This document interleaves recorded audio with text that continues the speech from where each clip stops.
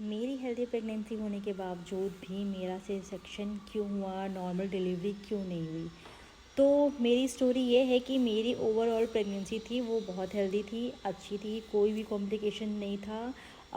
मैंने अच्छा खाया, सब कुछ किया, मैं योगा भी करती थी, एक्सरसाइज भी करती थी।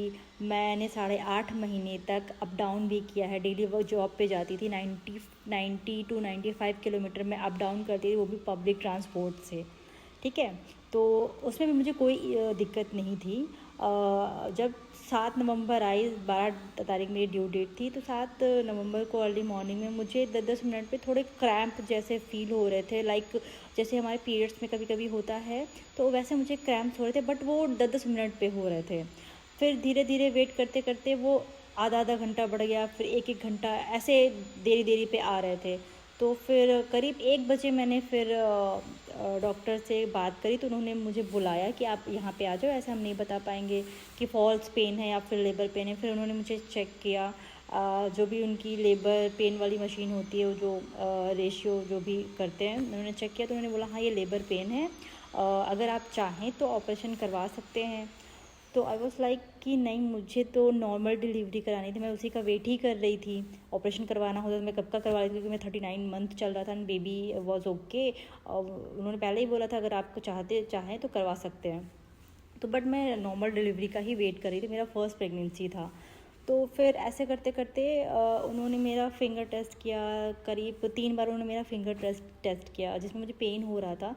तो उन्होंने बोला कि अभी बच्चेदानी का मुंह नहीं खुला हुआ है। तो मैंने उनसे बोला कि मैम क्या दर्द का इंजेक्शन क्या दे सकते हैं या दिया जाता है? मैंने इसके लिए बोला था कि मेरा नॉर्मल डिलीवरी हो जाए। तो उन्होंने मुझे मना किया, क्योंकि नहीं, आपको हम दर्द का इंजेक्शन नहीं दे सकते हैं, क्योंकि आपके बच्चेदानी का मुंह नहीं खुला हुआ है। तो उन्होंने मुझे एडमिट होने के लिए बोला, और उन्होंने मुझे ये बोला कि हम आपको बता रहे हैं, आप एडमिट हो जाइए और आप सी सेक्शन करवा लीजिए, या फिर आप घर भी जा सकती हैं, आप वेट भी कर सकती है, लेकिन हम आपको ये भी बताएंगे कि अगर बच्चा पेन में ज़्यादा रहता है तो उसके लिए खतरा हो सकता है, बच्चा पॉटी भी कर सकता है, और उधर ऐसा उन्होंने मुझे बताया। तो इस स्टेज पे आके तो फिर वही होता है ना कि भाई कोई रिस्क नहीं ले सकता है, भाई इतना मैं सफ़र करके आई हूँ लास्ट मोमेंट में, तो मैं क्यों ही रिस्क लूँगी। फिर मेरा दर्द घट गया था, दर्द मेरा बढ़ ही नहीं रहा था, मतलब मुझे दर्द आ ही नहीं रहा था, 2-2 घंटे में मुझे दर्द आ रहा था, बट कॉन्टीन्यूसली नहीं आ रहा था। तो होता नहीं, जब एक इस स्टेज पे आ जाते हैं, जब डॉक्टर मुझे दोनों तरफ की बातें बता दिया उसने, तो मैंने फिर रिस्क नहीं लिया। तो मैंने बोला ऑपरेशन के लिए बोल दिया, ठीक है मैं ऑपरेशन करवा लूँगी। तो सुबह 6 बजे से मुझे क्रैम्प आने स्टार्ट हुए थे, मैंने